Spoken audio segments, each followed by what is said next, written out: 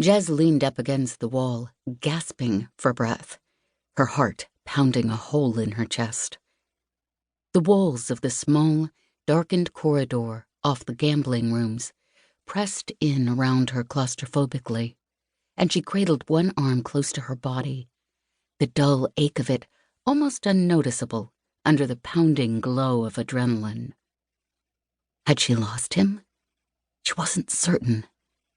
She closed her eyes for just a moment, sucking in a deep breath of air that smelled of sweat and stale alcohol, trying to slow her heart rate. "There you are." Her eyes snapped open, and she bit back a curse as her involuntary movement jolted her arm. A small, wiry man stalked around the corner, and even in the dim light, she could tell his expression was one of cruel satisfaction. He might have been handsome, when he wasn't looking like he'd sucked on a damn lemon, but his fine clothing and dapper appearance marked him out as someone who didn't know much about brawling. Not someone she'd generally be worried about, honestly. Probably could knock him over with one very satisfying fist to the face. But then again, it was harder to knock someone over when they were holding a laser gun on you.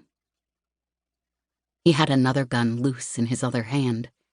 Her gun, which, with Yezbel's mods, was pretty much enough to leave a Jez-shaped charcoal stain on the wall behind her. She grinned at him through the pounding of her heart. "Well, guess I was wrong. I thought you were a stupid, slow bastard. Turns out you're a stupid, fast one." His eyebrows lowered. "And I thought you were supposed to be smart. Not so smart now, are you?" His smile turned slightly mocking. "If your comm was working, I might worry about that mess murderer friend of yours. But then, that's why I never travel without my EMP blocker." "Maybe I already put a call out," said Jez, with as much snark as she could muster. "Anyways, if she did want to come after you, she could probably find you by smell. Ever heard of a shower, you scum eater?" His smile didn't falter, but his expression hardened. "I suppose I will have to shower after this," he said. "I hear ash is hard to get off your skin." "What, planning on setting yourself on fire?" Her arm throbbed, and she could see the murder glowing through his expression. But, hell, she figured she was in deep enough anyways at this point. "Sit." He gestured with his gun. For a moment, she debated jumping him.